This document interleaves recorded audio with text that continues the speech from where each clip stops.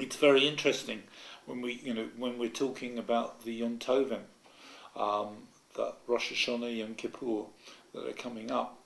I noted a tradition as late as the 1990s that Shai Agnon had noticed as a young writer in his community back in the 20s, and perhaps before the First World War, when he was very, very young.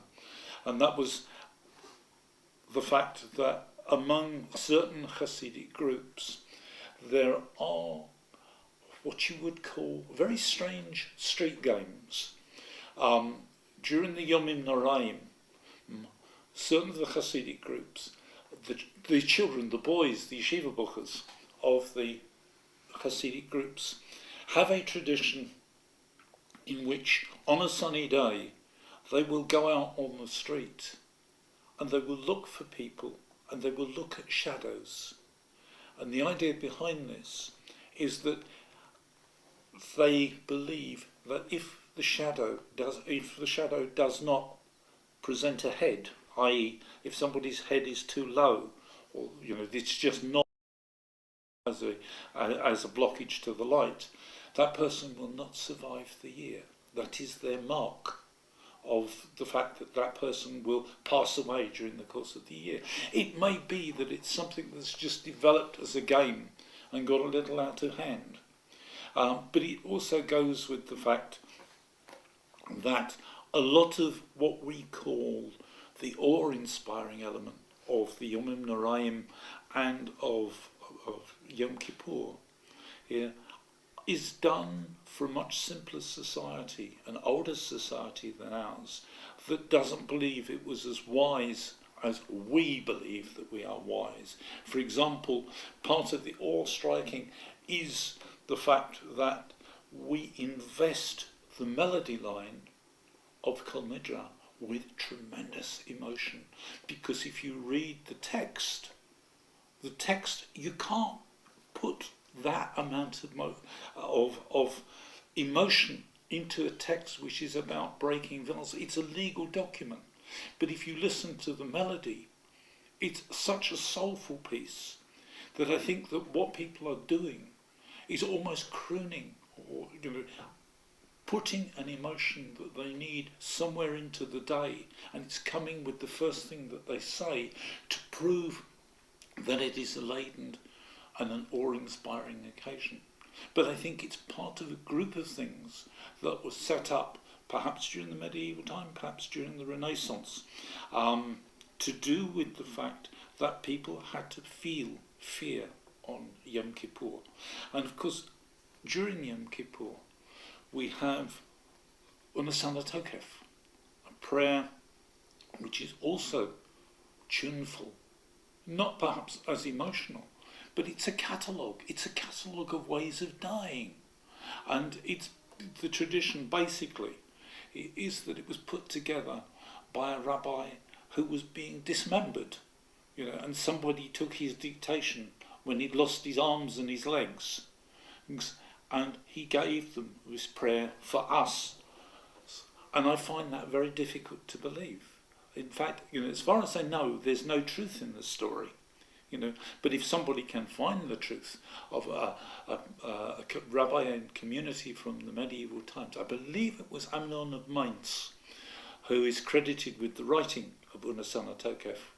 But the prayer itself, I think, is there to stir people, because it is a catalogue of death and ways of dying, and therefore is an element of making the day more fearsome in what is proposed, so that people are mindful of death at the time that they are actually looking and hoping that beyond the Yom Kippur they would have a decent day and move on into the year. When somebody dies, the soul is not fully aware that it's passed away, but it knows it's being called out on a journey. And making that journey is something traumatic. It doesn't know why, but the interesting thing is it doesn't know why, is because it's incomplete. From tradition we understand that as soon as a person dies, you have to lay them on the ground. That's because the soul wants to be as close to the earth as possible. So while they are, once they are certified as being dead, you take them off the bed and you lie them on the floor of the room. In village circumstances, you would have had the poor people of the community he brought in so that you would have people sitting around and helping the bereaved mourn. You would actually pay these people to help you mourn, to produce moans and things like this. Like in Turkish situations, you get people ululating around the body. One of the traditions that we don't talk about today, but happened in the shtetl, and again was the poor members of the community being, how can you say, subsidised by having to do things to help the other people in the community, is that we had sin eaters. Sin eaters were the poorest members of the community who couldn't afford very much. And the idea was that as a person was dying, you had things like a video, which is the confessions. Somebody would make a confession. It's the equivalent of last rites. We don't have it in Jewish circles today. It's a part of the thing. You listen to people, you put them at their ease if you know that they're dying and they pass away.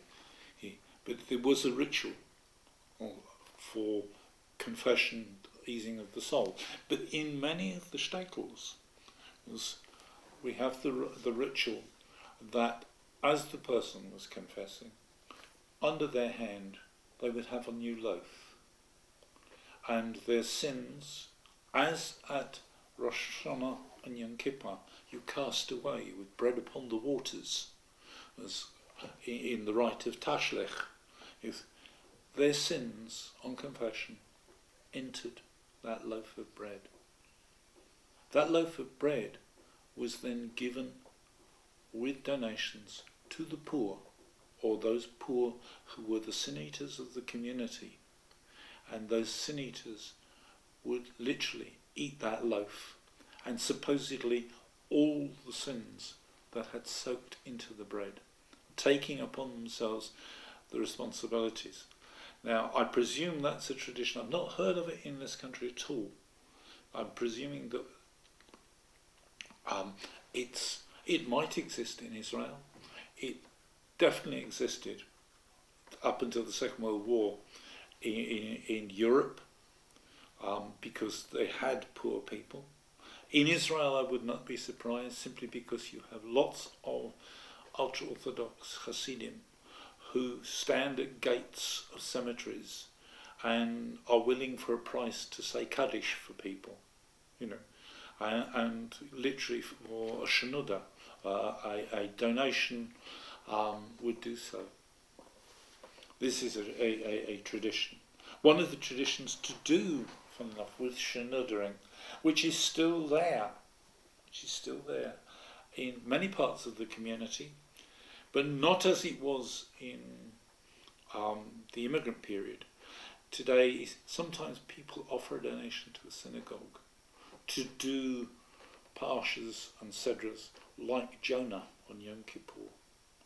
It's normally offered to somebody, but if somebody wants to pay a high donation to the synagogue, that comes first. In the old synagogues of the immigrant period into the East End, Pinkusim, and in the villages, they had a very ornate situation in which the community was called together during the summer before the Yomim Noraim, and all the aliyot for Rosh Hashanah and Yom Kippur were auctioned off.